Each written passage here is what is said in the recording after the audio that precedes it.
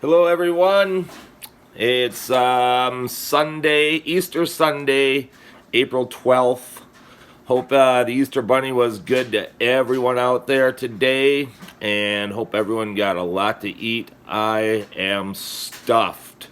Took 2 long walks today just to try to help burn some of the calories that I consumed.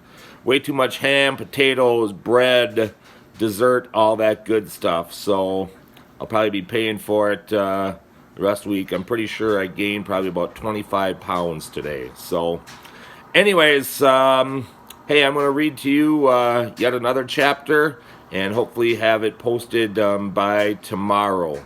So, tune in. Tonight's chapter is called Fire in the Hole. "I'm coming out," Ray called. He didn't want his rifle squad to shoot him as he exited the little Okinawan tomb. Sergeant Meredith, Big John, and the others waited outside, rifles at the ready, as Ray ducked through the doorway. Rain poured down on Ray like he was standing under a well pump back home. He leaned against the outside of the tomb, trying not to lose his breakfast. "Empty?" Big John asked. "It is now," Ray said, after a Marine had chucked a grenade inside the tomb. Sergeant Meredith had sent Ray inside to see if there was anyone still alive. There wasn't. Not anymore. There had been an Okinawan family had been hiding among the ceramic pots that held their ancestors, but they were gone now. The grenade had destroyed both the living and the dead. Ray put the back of his hand to his mouth, but he wasn't going to be sick. As horrible as it was in there, he'd already seen worse. God help me, I'm getting used to it, Ray thought. Just like Big John had said. But Ray didn't want to get used to it. That was how you became heartless like Big John, or stared off into the distance like the old man, or like Ray's father. Ray didn't ever want sights like this to sit easy with him. "Let's move out," Sergeant Meredith told his squad. "Sergeant, wait," Ray said. "The tomb is full of Okinawans, women and children. We gotta stop using grenades on them." "But the last tomb was full of Japs," Big John reminded him. "They had built a machine gun nest right into it." "I know, but sometimes there's innocent people in there," Ray argued. "We should at least be using smoke grenades on them. That won't kill them. It'll just flush them out." "Yeah, flush them out shooting," said Big John. "Dang it, Majors! That's just what the Japs want us to do," said Private First Class Brown, a rifleman from another squad. Sergeant Meredith grabbed PFC Brown by the poncho and slammed him up against the stone wall of the tomb.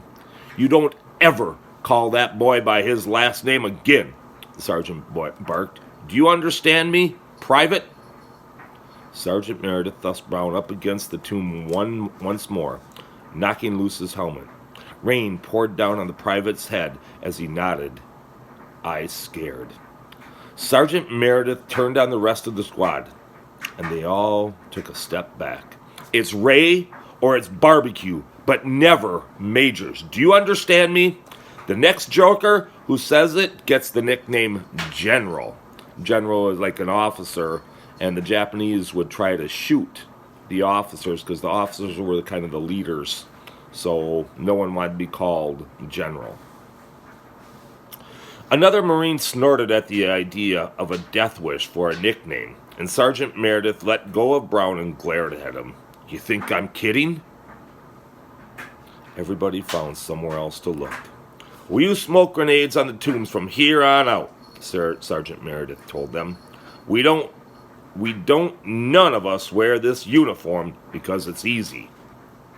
There was some grumbling at the decision, but Sergeant Meredith was the boss. He gave them 15 minutes before they had to head out again, and Ray found a place to be alone. The sergeant had yelled at everybody on his behalf, and Ray was the reason they couldn't chuck frag grenades in the tombs anymore. Ray wasn't the most popular guy in the squad right now, and he could feel it. Ray found shelter under a palm frond and took and took the pictures he had collected out of his pack. After he had taken the first photograph from the man he had killed with his rifle, it had become something Ray did with every encounter. Now he had pictures of families, pictures of sweethearts, pictures of houses and pets and parents. They weren't all Japanese soldiers he had killed himself, but a lot of them were. "Why do you keep all them things?" Big John asked, making Ray jump. He hadn't heard him come up. "I don't know," Ray said. "Don't you wonder about these people? Who they are, where they come from, why they're here?" "I know why they're here," Big John said. "They're here to kill me." "I'm sorry," Ray said, "about the smoke grenades." He knew his request would be the least popular with his own foxhole buddy. Big John just shrugged.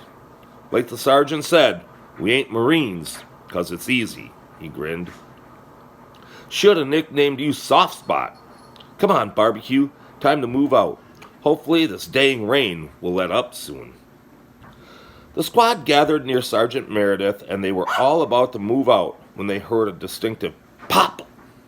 Everyone froze. After several days on Okinawa, Ray knew exactly what that sound meant. They all did. "Grenade!" Big John cried. "Hit the deck!" But where? Who? Ray was about to throw himself into the mud when he caught Sergeant Meredith's wide, horror-filled eyes. Ray suddenly understood, and the bottom dropped out of his world.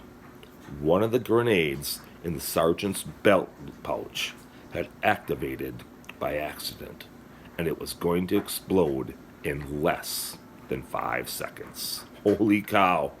What would you do if you were in that situation, huh? What would you do if you were Sergeant Meredith? What would you do if you were Ray? I wonder what's going to happen. So, tune in tomorrow and maybe we'll find out, huh?